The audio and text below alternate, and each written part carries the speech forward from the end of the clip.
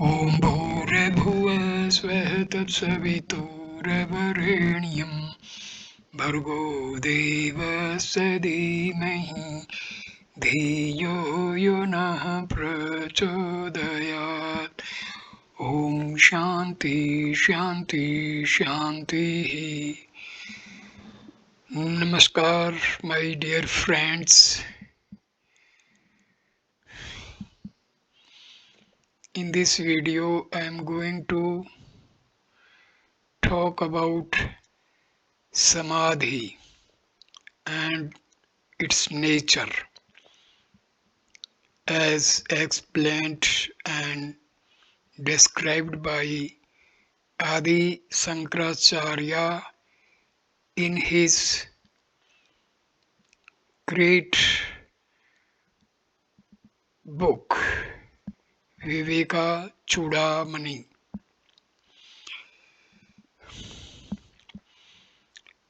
Samadhi is the superconscious state in which mind and ego are almost eliminated and our Atma is completely free from all veils and avarnas. The sadhak undergoing this superconscious state experiences bliss and peace. So this video starts with verse number 354. Agyan Hriday Granthani says Vilastada Samadhina Vikalpen Yada Advaita Atam Darshanam. When the non-dual Atma is realized in Nirvikalpa Samadhi, the heart's knots of ignorance are completely destroyed. As a result of a constant practice of quietening the mind, when one enters absolute quietude, nirvikalpa samadhi, one gains the experience of the non-dual universal reality. When the mind is completely quiet, one is shut up into new dimensions of experience. This is the experience of the infinitude. With this experience, the personality becomes free from all its encrustations. In Vedanta, the personality bondages are called the knots of the heart. They are 1. Spiritual ignorance, avidya, as a consequence of it. 2. Desires, kama, that create agitations of the intellect and consequently at the body level. 3. Activity, karma. Spiritual ignorance, intellectual desires, mental agitations, and physical activities form a basic sequence of cause and effect, each succeeding one being the effect caused by the previous one. The consciousness that I am the ever full bliss, the self not being there, we are persecuted by an annoying sense of imperfections in ourselves. The intellect plans to gain perfection and completeness through its desires. Because of desires, there are thoughts in the mind. The thoughts in the mind prompt us to act in the world, which is work. This triple bondage of spiritual ignorance, desires, and action, which limit the human personality, ends when the individual successfully trains himself to quieten his mind completely and gets ushered into the experience of the infinite consciousness, his own real nature. Then the knots of the heart are cut asunder. Stanza number 355.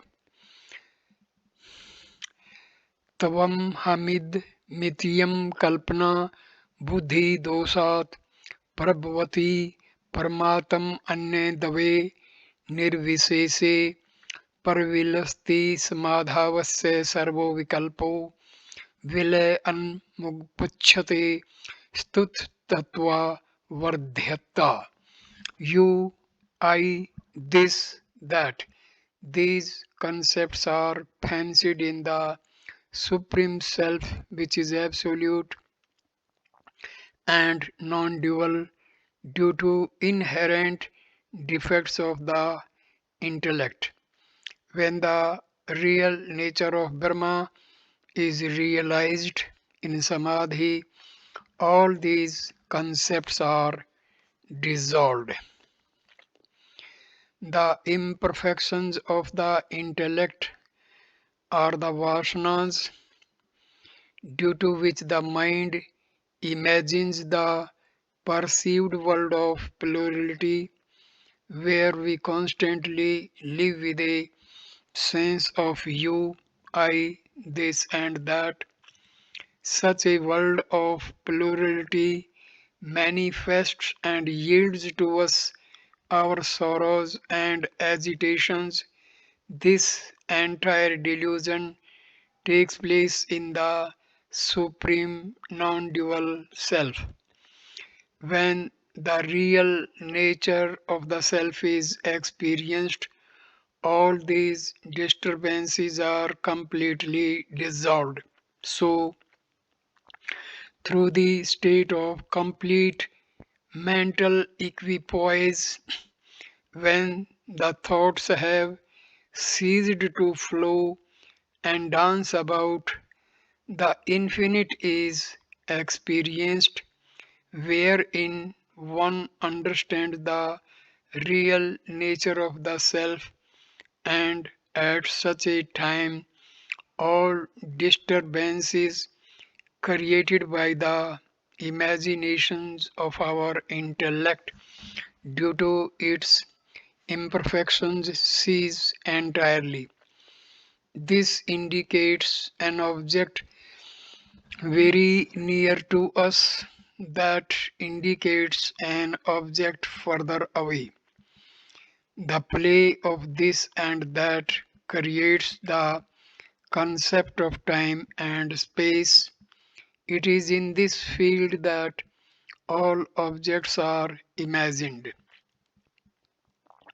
When there are objects perceived, then I enters the field as the subject, the perceiver. The subject object play is mind in agitation. When the self, which is the substratum for both the subject and its field, is realized, all mental turbulence comes to a halt. When the mind is thus quietened, The perception of the pluralistic phenomenal world will also end.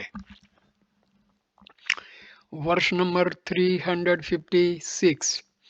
Shanto दान्तः परमो परतः अक्षान्ति युक्त समाधिम कुर्वन्नि नित्यं कलयति यतिः सबस्य सर्व आत्म भावम तेना विद्यातिमिर जनित साधु दग्ध्वा विकल्पान् ब्रह्माकृता निवसति सुखम निष्क्रियो निर्विकल्पः. Serene, self-controlled, perfectly withdrawn from sense objects, steadfast in silently enduring, struggling to attain samadhi, the seeker always contemplates on his own self as the self in the universe, destroying by these means all imaginations which arise from the blindness of ignorance. He lives blissfully as Brahma, free from egocentric actions and oscillations of the mind. An aspirant, in order to be successful in his meditation, should have the following fundamental qualities. 1. Serenity, Shanti. His mind is trained not to run after sense objects with the false notion that there is happiness in them. 2. Control of the sense organs, dantaha, so that the sense objects may not enter his mind from the world outside and disturb him. 3. Total withdrawal from mental preoccupations, parma upartaha. This is to be practiced and perfected so that the mind by itself may not dash out to remember sense enjoyments of the past, nor weave a tapestry of sense indulgences in fancied imaginations. 4. Forbearance, akshantihi yuktaha. This trait in a seeker is essential so that the little pinpricks of life may not cause agitations in him. Such a seeker at his meditation seat struggles to lift himself to the vision of the one self everywhere, samadhi. When he realizes that the self in him is the self everywhere, the bondages born out of spiritual blindness are all burnt down. Thereafter, that Mahatma lives ever content and blissful. He lifts himself up to the state of Brahma and verily becomes Brahma. Stanza number 30, 357. Samahita ye parvilapya bahyam srotradi chetah swamhem चिदात्मनि त एव मुक्ता भवपाश बंधई नन्हे तु परोक्षो कथा धायिनः. They alone are free from the bondage of birth and death, who, having attained samadhi, merge the objective world, the sense organs, the mind, nay, the very ego in the Atma, the knowledge absolute and none else, who blabber their indirect knowledge. This is a very important verse which indicates all the essential adjustments a seeker must make in himself before he becomes fit for higher meditations. Those who ignore these values and disciplines suffer endless disturbances on the path and rarely achieve any enduring success. Only then can one end forever the sorrows of births and deaths when one has experienced the total merger of the experiencer and the world of objects experienced in the oneself in samadhi. Till this experience of samadhi, one will function in the field of time and space with the BMI and continue to experience constant change. Only on awakening to the vivid state of pure infinite consciousness can we be released from our binding identification with the BMI and so be free from the swirl of time and its changes, till we thus subjectively gain a direct experience of the self. All scriptural declarations are but empty noises and noisy emptiness produced for the sake of the students. Whatever we discuss upon the scriptures, whatever discourses we hear or give, are at best indirect knowledge, a mere blabber, no matter how eloquent the talks may be. Stanza number 358. उपाधि भेद अस्तव्यमेव भिद्यते चौपाध्यायपो हि स्वमेव केवलः तस्मात् दूधिविल्याय विद्वान् वसेत् सदा कल्पना समाधि निष्ठया. Through the many conditionings, a man is apt to think of his own self as full of diversity, but by removing these, he gains his own immutable self. Hence, for the dissolution of his conditionings, the wise man must devote himself to the practice of nirvikalpa samadhi. If there is only one infinite eternal truth, why is diversity seen? Because of the conditionings and their differences, the self by itself is experienced as though differentiated into the pluralistic phenomenal world. Due to the BMI prism, the one ray of the light of Brahma gets dispersed to form the many, the world of objects, emotions, and thoughts of endless varieties. When the conditionings upadhis are removed, meaning when the identification with the upadhis ends, the pure consciousness Kevala is realized as only one, both within and without. Therefore, the wise student of philosophy, in order to end his false identifications with the conditionings, in order to withdraw from the upadhis, must constantly practice nirvikalpa samadhi. He must try to bring the mind completely and absolutely to silence.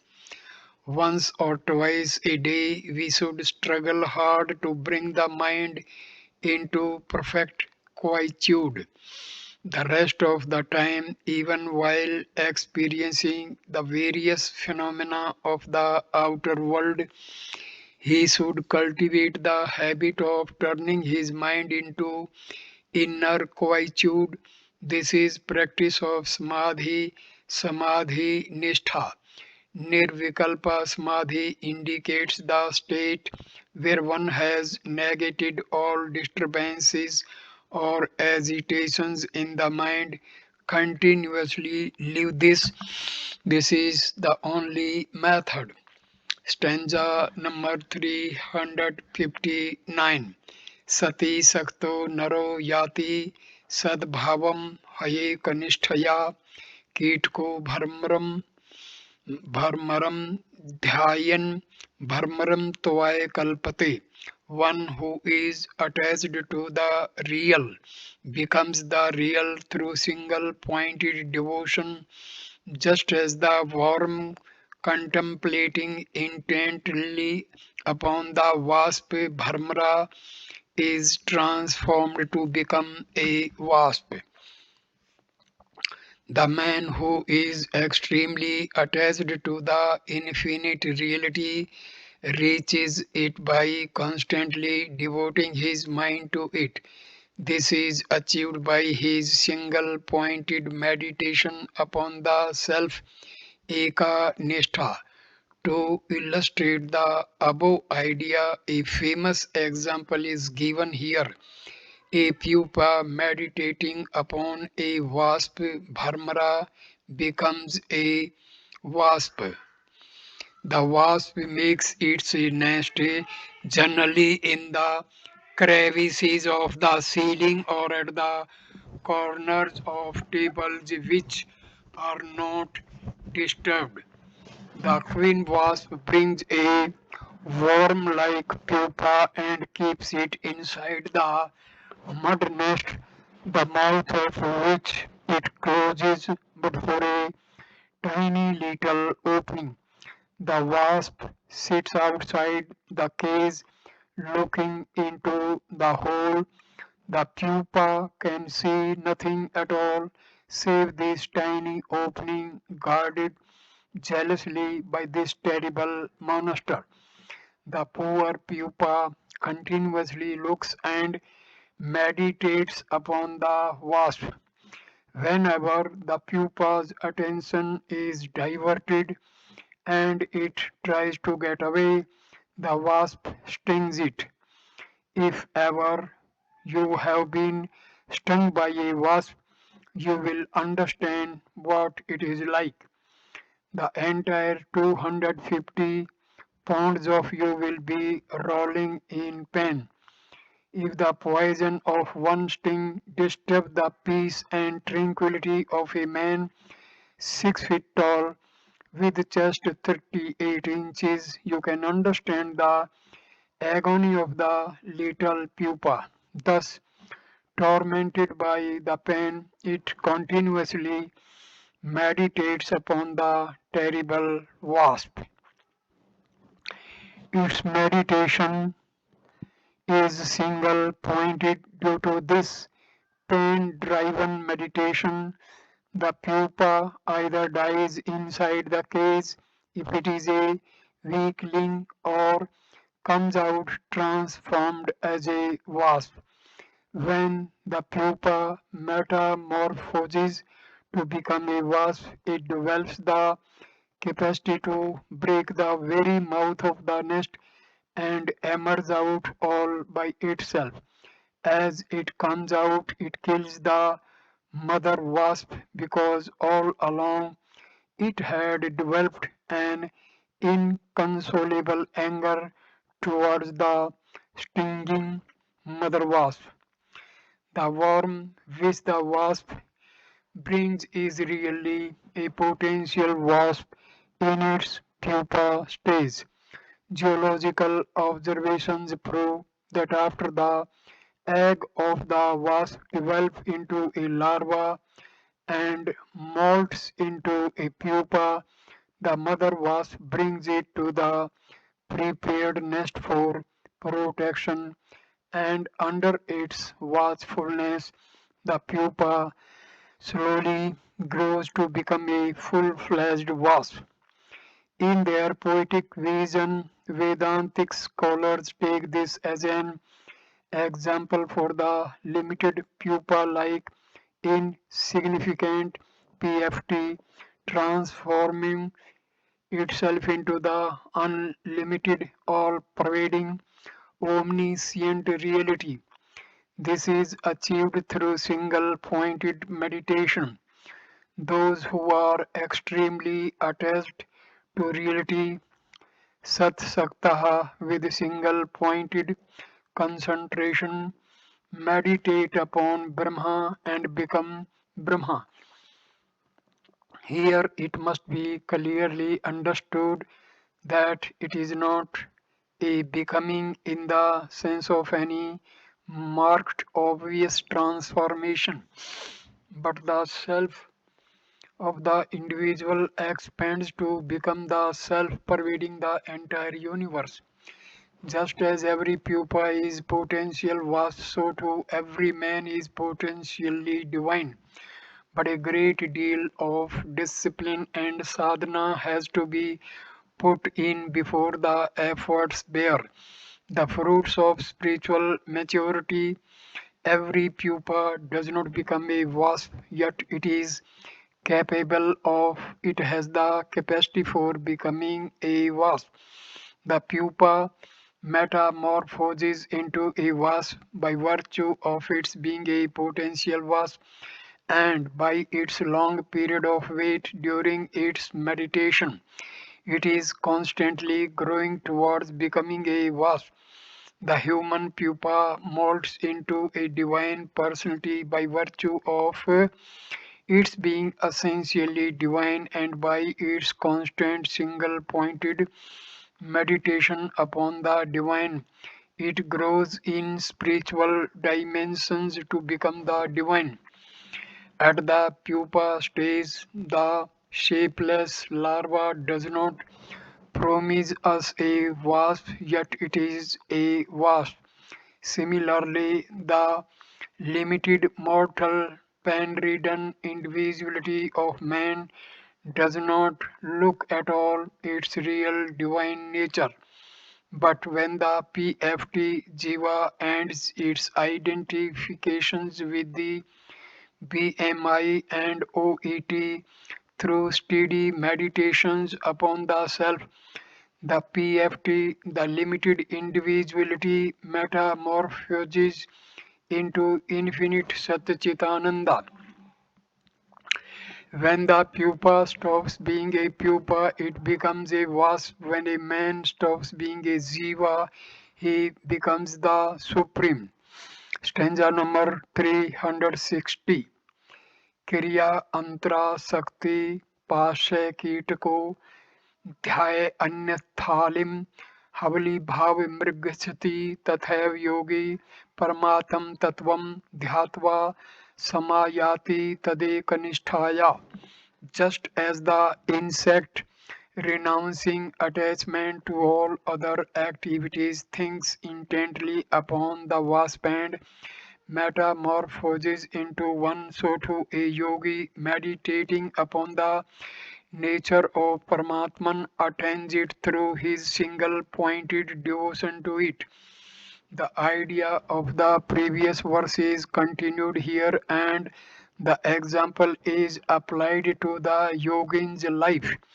Having left all anxiety for all other kinds of activity, the insignificant pupa constantly maintains the one thought of the wasp in its mind, not groaning, not moving about, it is not even conscious of its own breathing, but with its attention held continuously upon the wasp, it becomes a wasp after a perfect metamorphosis. Similarly, when the PFT withdraws its attention from the world of OET and turns the M and I towards reality, it is transformed into the infinite, withdrawing one's expression through the sense organs. When one continuously meditates upon the nature of the infinite as indicated in the Upanishads, one reaches the ultimate state of evolution. At present, the PFT in us is meditating upon the OET through the BMI. This identification with the BMI has to be withdrawn and our attention is to be redirected towards the Atma in order to realize the self.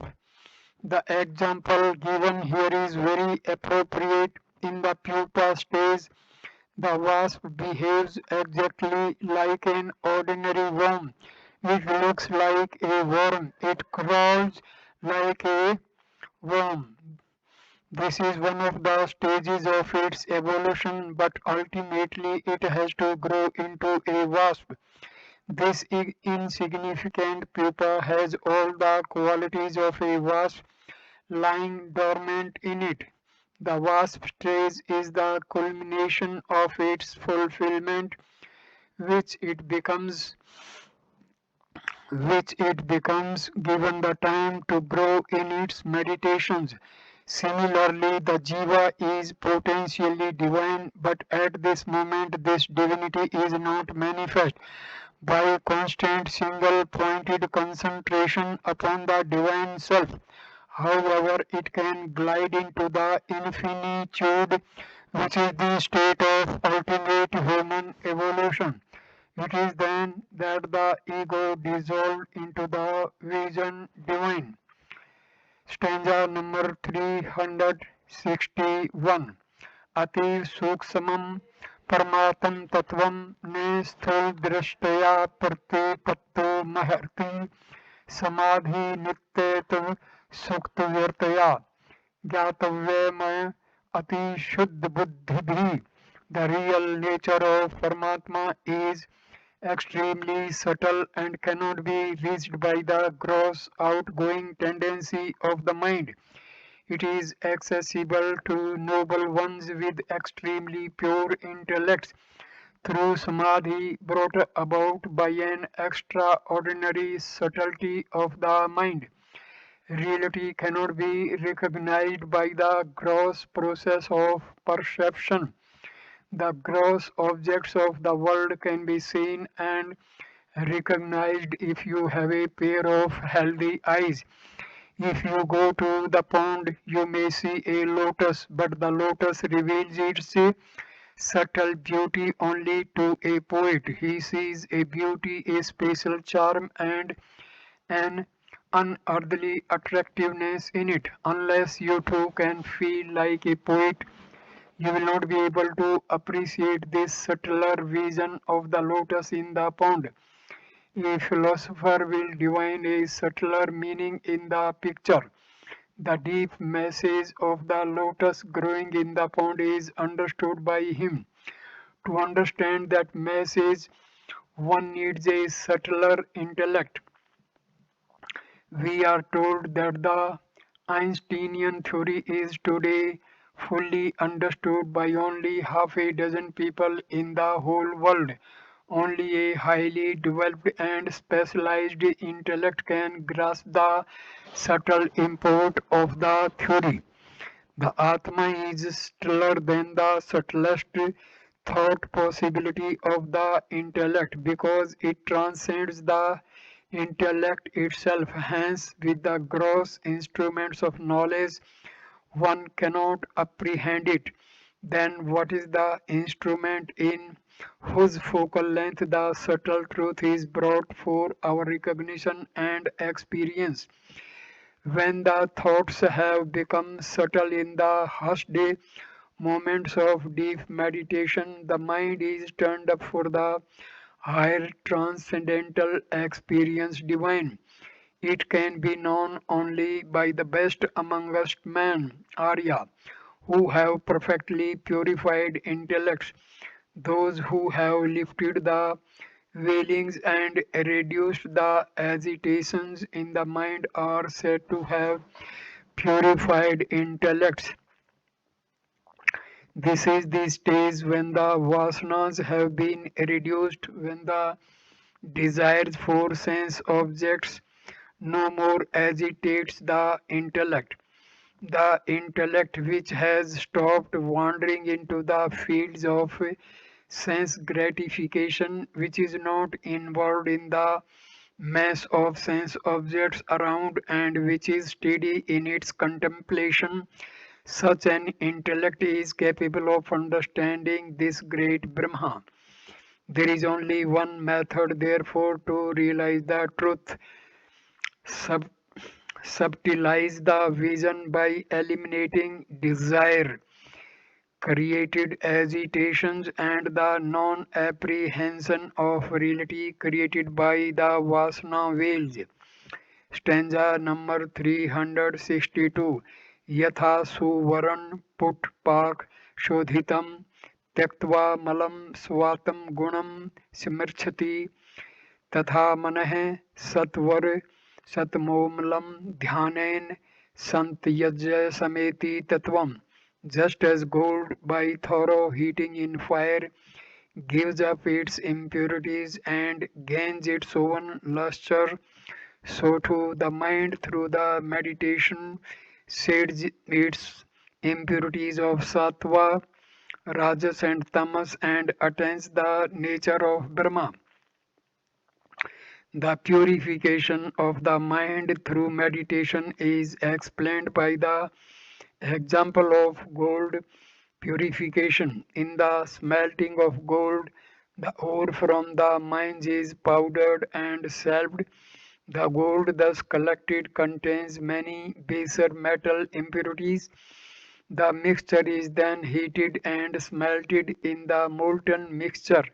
The different metals from different layers form different layers.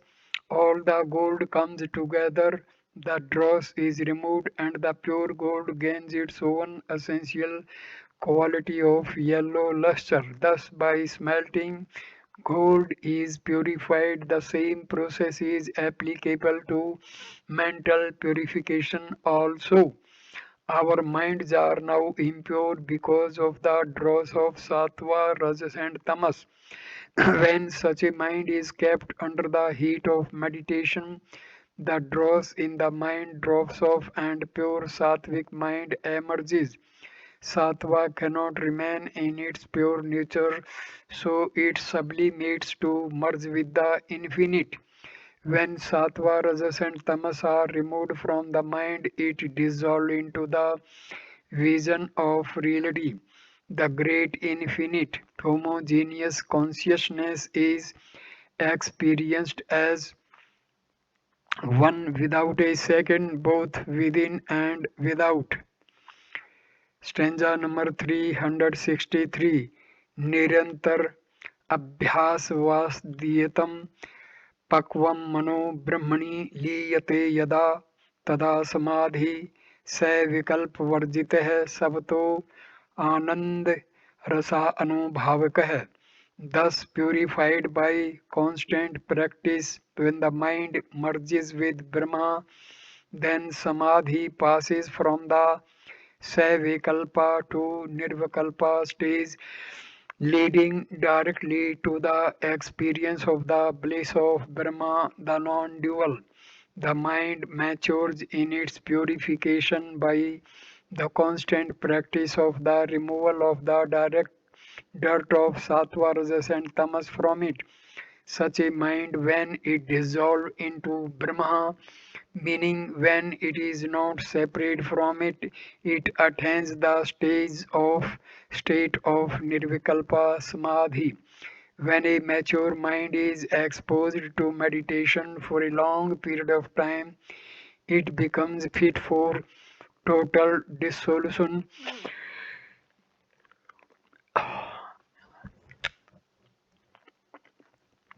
in Brahma.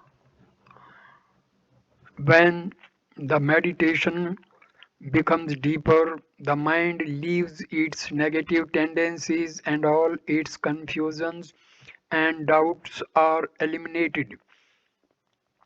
When the intellect becomes quiet without even a single disturbance, it by itself, with no special effort, reaches the state of nirvikalpa samadhi. When the mind has ended, there is nothing else to do.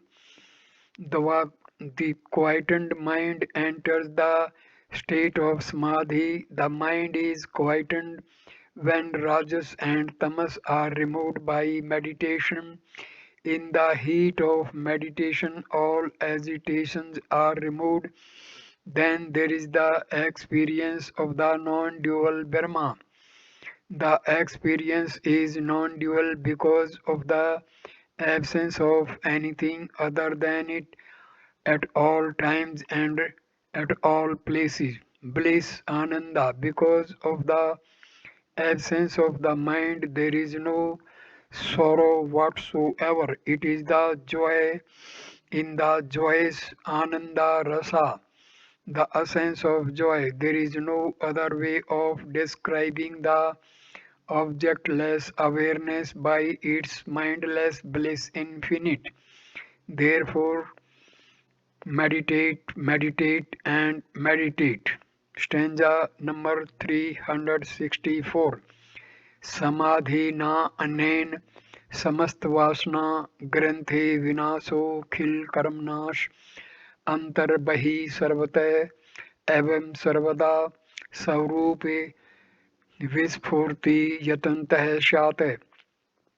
By this samadhi all desires which are like knots are destroyed, all work comes to an end, and within and without, everywhere and always takes place a spontaneous manifestation of one's own real nature. Samadhi cannot be achieved by digging a hole in the earth and going underground. Whenever and wherever you are trying to quieten your mind, you are in the practice of samadhi. Detaching the mind from disturbances within and without and directing it to rest in Brahma is samadhi. When samadhi is practiced, all bondages created by the vasanas are destroyed. Vasanas create desires in the mind, desires create agitations, agitations create ego prompted selfish activities, and thus you are bound to the objects of the world. So then, when you act in the world without ego and ego centric desires, naturally the mind becomes quiet. When you try to quieten the mind more and more, the vasanas must get exhausted. Vasanas are exhausted and bondages loosened in our constant and deliberate attempts at keeping the mind in peaceful silence. The unmanifested vasanas are destroyed in the practice of samadhi. The entire sanchit karma which has been accumulated in millions of our past lives, akhila karma, both manifest and unmanifest, is destroyed when we experience samadhi. The vasanas that have come to fruition, meaning the already manifested vasanas, can be destroyed by selfless, dedicated activity. The accumulated vasanas, sanchit, which have not yet come to fruition, meaning the unmanifested vasanas, are burned down in the fire of right knowledge. The bondage of activities and that of enjoying the fruits of actions does not belong to that individual who has directly reached the state of samadhi.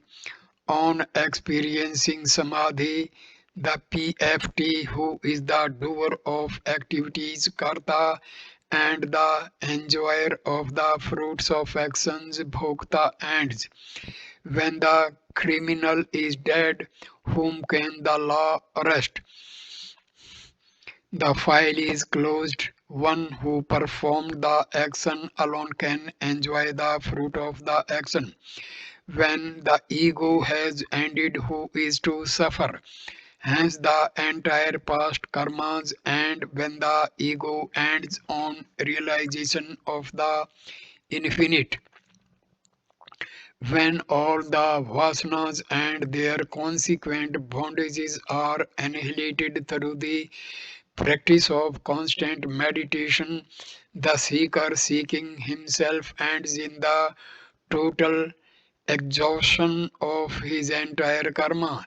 At this stage, what is the experience? Is it an empty zero when the PFT, the causal body, and the vasanas have ended? What can remain? The teacher says at that time you will have a clear subjective experience of your own self. That experience requires no special effort. Nothing need be done for it, either to reach it or to preserve it in us. When the waking and dream states have been transcended, no special effort is necessary to reach and preserve the state of sleep. There is no question then of reaching sleep. We are then already in deep sleep. In fact, if we start any effort, we are sure to wake up from sleep.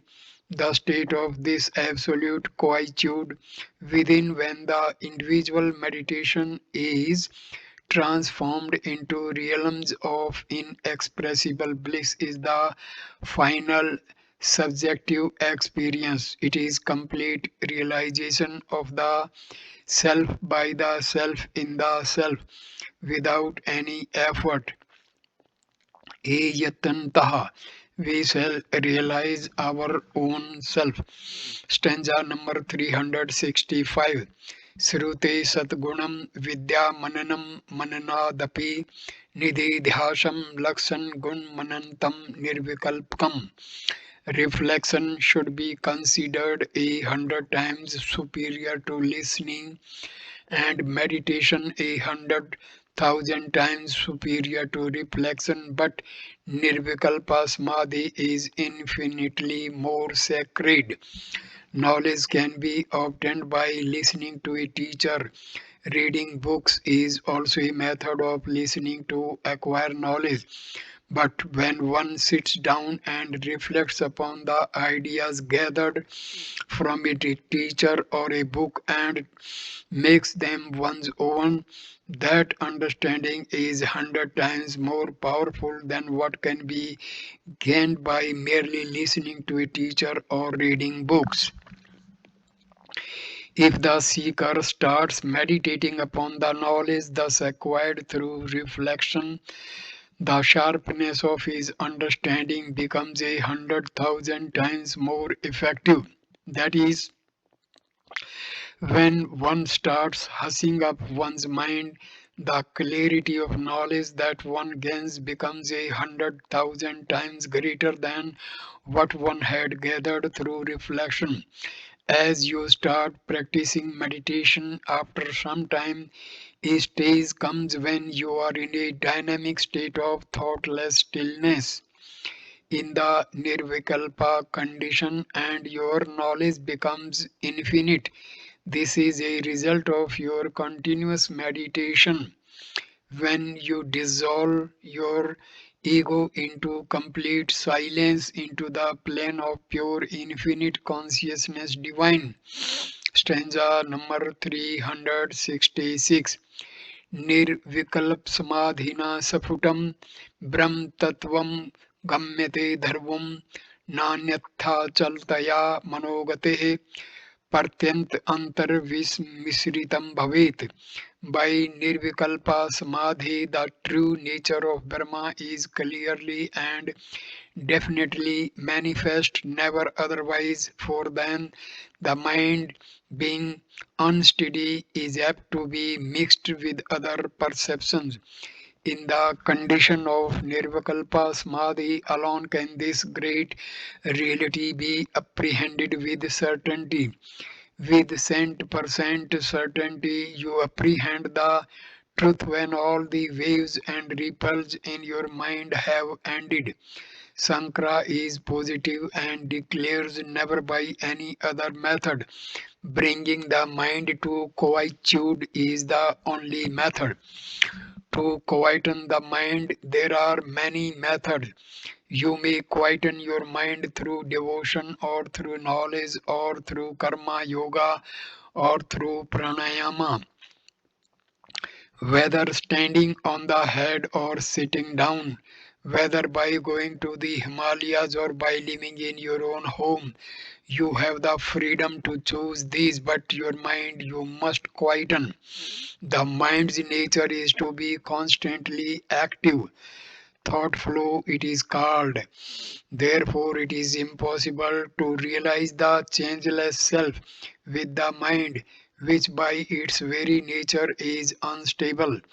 Whenever you try to grasp anything through the mind and intellect, the object of knowledge gets entangled in your own thought patterns.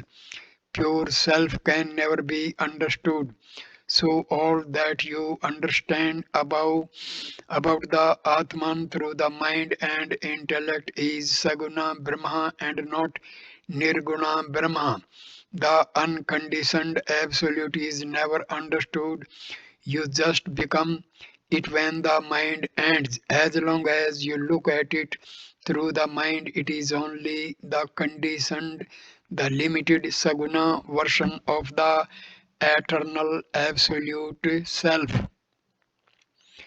Stanza number 367. अतः समाधस्व यतेन्द्रियः सन् निरन्तरं शान्तमना प्रतीचि विध्वंसे ध्वान्तमना मनाद्य विद्यया कृतं सदेकत्वा विलोकनेन. Therefore, with a serene mind and the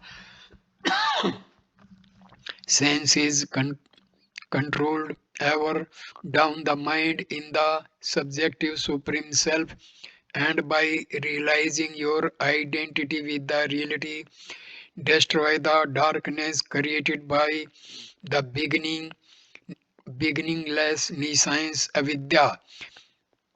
When the mind is controlled, the sense organs are automatically controlled. Then the mind becomes tranquil.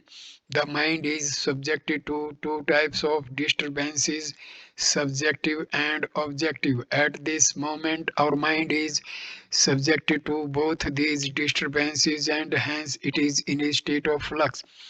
Objective disturbances are brought into the mind by the sense organs. When the sense organs are controlled, objective disturbances will not reach us. Subjective disturbances are created by the vasanas in the intellect.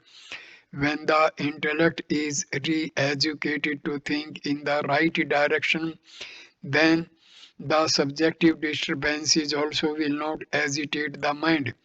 When both these types of disturbances are not affecting the mind, it is quiet. With this quiet mind, retreat into the chambers of sheer quietude and remain there, alert to experience therein the dynamic silence. The divinity is recognized there at the time within oneself. When the reality is thus apprehended, the darkness of ignorance created by nescience, avidya gets totally annihilated. Destroy the non-apprehension by directly apprehending the reality. The non-apprehension of the post can be destroyed only by the apprehension of the post. Then the ghost apparition disappears completely forever. Therefore, start controlling the mind and the sense organs. Stanza number 368. योगस्य प्रथम द्वारम वागम निरोधो परिग्रह निराशा च निरीहा च नित्यकांतशीलः. The first gateway of yoga consists of number one, control of speech, number two, non-acceptance of possessions, number three, non-entertainment of expectations, four, freedom from activity, and five, living always in a retired mood. In the previous verse, control of sense organs and mind have been advised. Some more hints are given here as steps to control the wild sense organs and the restless mind. To enter into the palace of yoga, the very first gateway is control of speech. Speech does not only mean speaking, It includes the functions of all the organs of actions. All these are represented by the term speech, vak, non-acceptance of possessions, a prigraha, the idea that one will be happier by possessing the objects of the outer world has to be entirely eradicated. There is no harm if things and beings are around us, but mentally we should not hug them with a sense of ownership. Eliminate all sense of possessiveness without any expectations.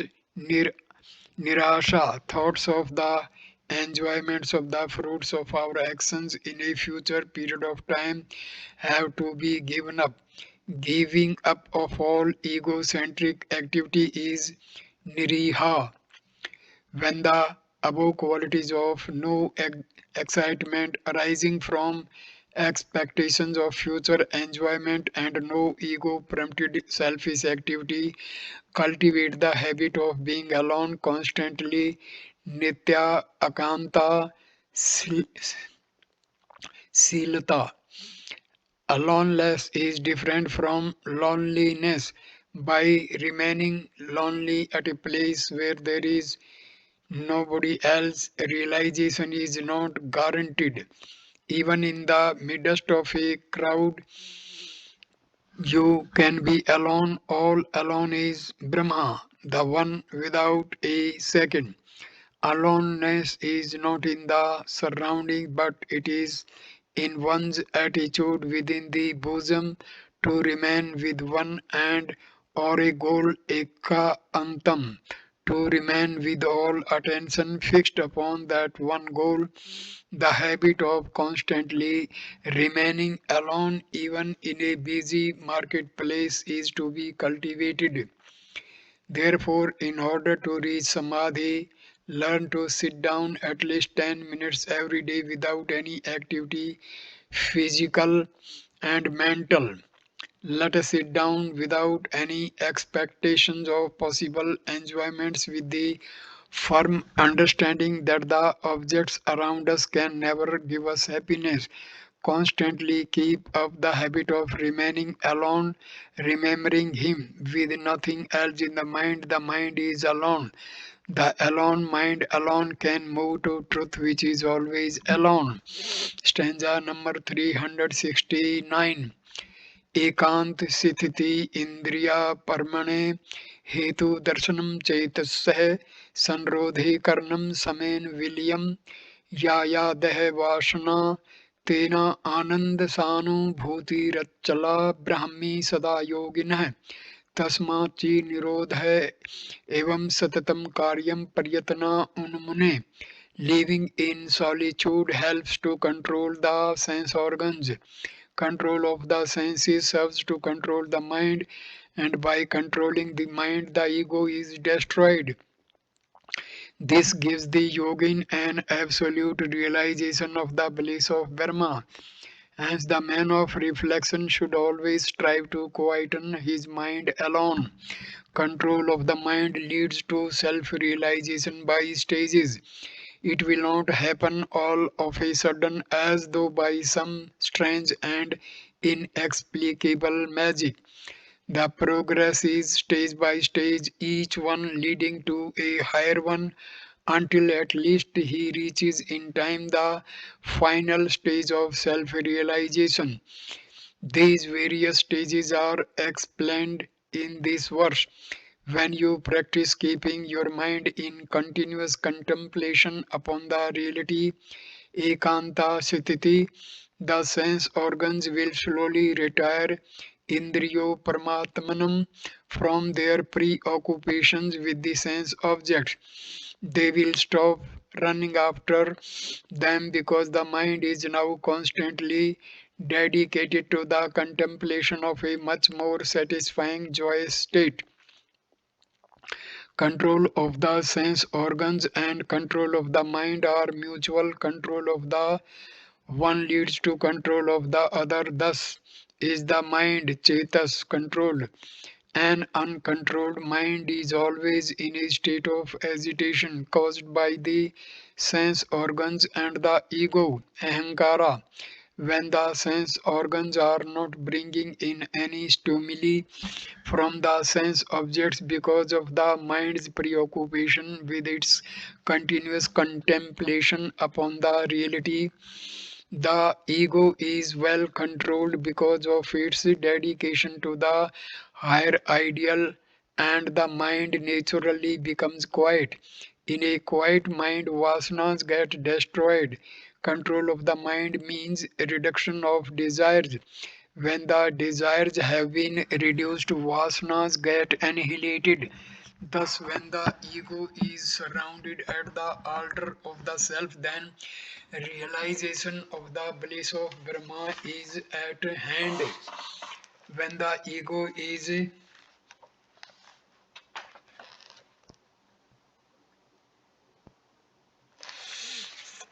When the ego is annihilated, the experience of the infinite must necessarily come. That stage of Brahmic consciousness is the real essence of the unbroken bliss absolute. Therefore, the man of reflection who has already listened to a master and reflected independently upon the ideas must control his thought flow, his mind.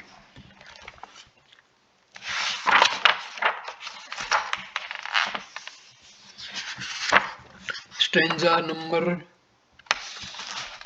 370. Vacham niyachat atmani tam niyachha buddhau dhiyam yach cha buddhi sakshini tam chapi purna atmani nirvikalpe vilape shanti parama bhajasva.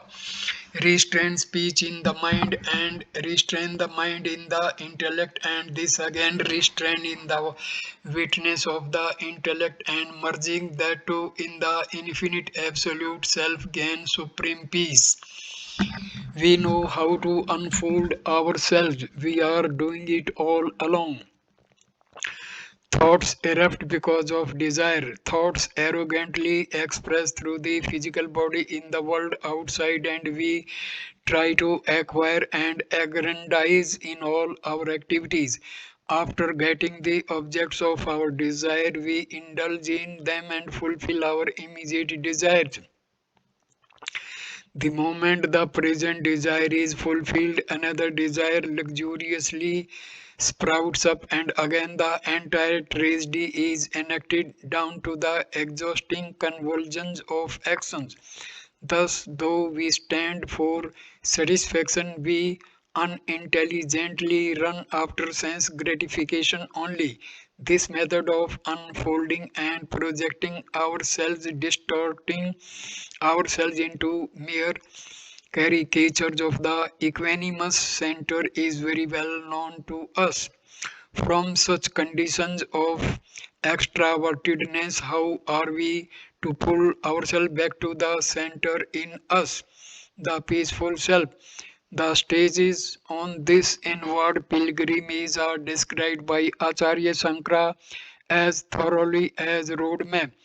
Fold back the speech into the mind, fold that mind into the intellect, fold that intellect into the witness of the intellect. After gaining perfectly the attitude of a witness to one's own thought processes, this witnessing faculty also should be folded into the tranquil Atma, the Self Supreme. So instruct the Kathopanishad mantra. Speech here stands for all external activity. Let all the activities be held back at the mental level, meaning though thoughts still be gurgling in the mind, the seeker must refuse to act.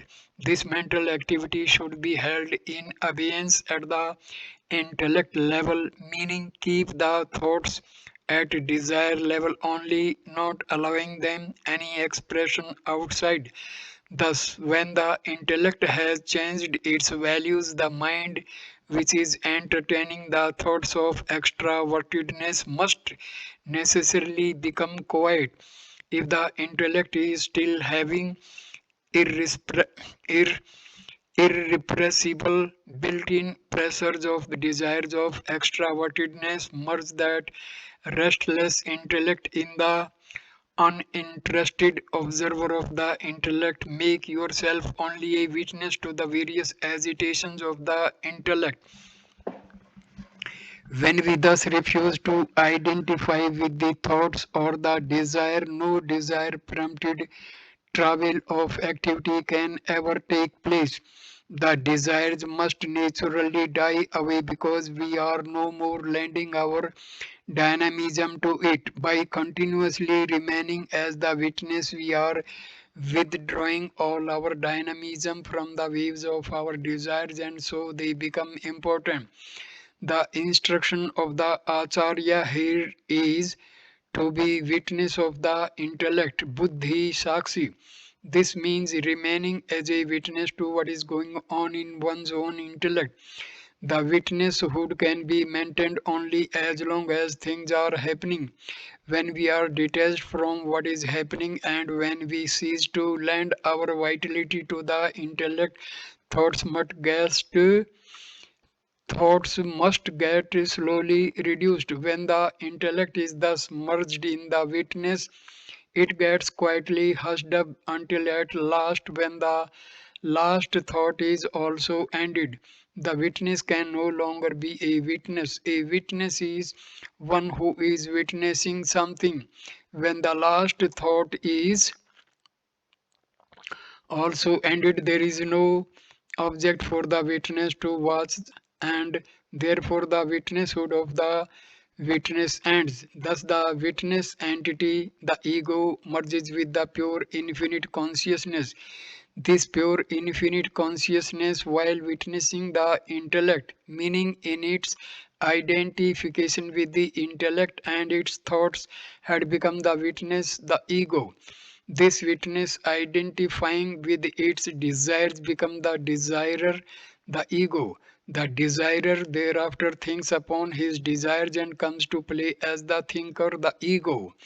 The active thinker becomes the doer. The doer is the final objective expression of the pure infinite consciousness as the ego. Therefore, retrace the path of fall is the true spiritual status of man. Thus, fold back the ego into the state of the peaceful self, Sant Atma.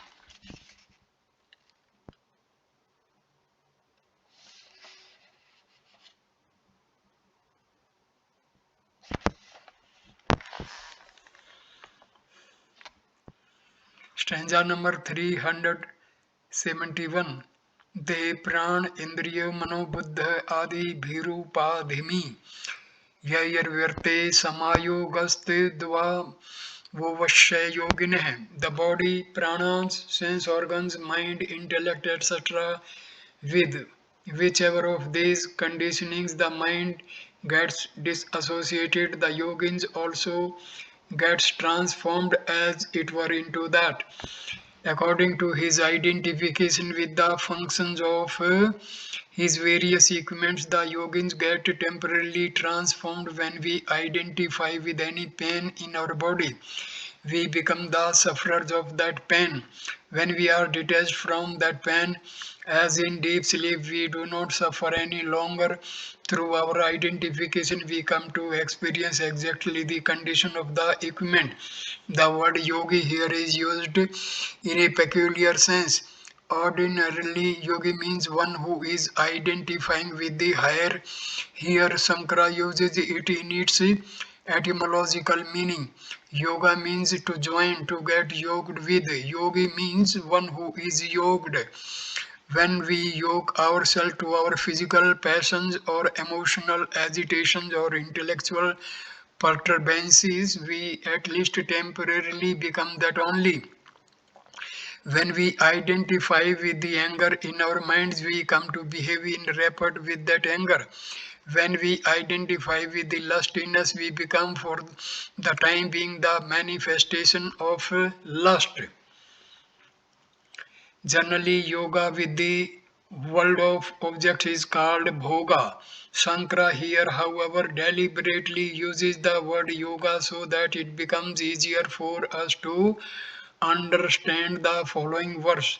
Stanza number 372. Tanni vyarta mune samyak sarvoparmanam sukham sadrishyate sada anand sanu bhava vipalva. When this completely removed, a man of reflection is found to detach easily from everything and to get into the riotous revelry of the essence of bliss. When the man of reflection with the correct understanding gets divorced from his meaningless embrace with the flesh, he naturally comes to experience the joy of total withdrawal. Sarvo Paramatmanam Sukham, from all pains and sorrows. Ordinarily in the world we are joyous when we acquire something. Here you gain the supreme joy of total withdrawal from every disturbance by giving up your hold on objects. It is the joy of our real nature when we come to experience the riotous revelry of the infinite bliss. So I conclude this video at this stage. Next video will start with fully detached samadhi easy. Thank you for watching this video. Namaskar my dear friends. Thank you.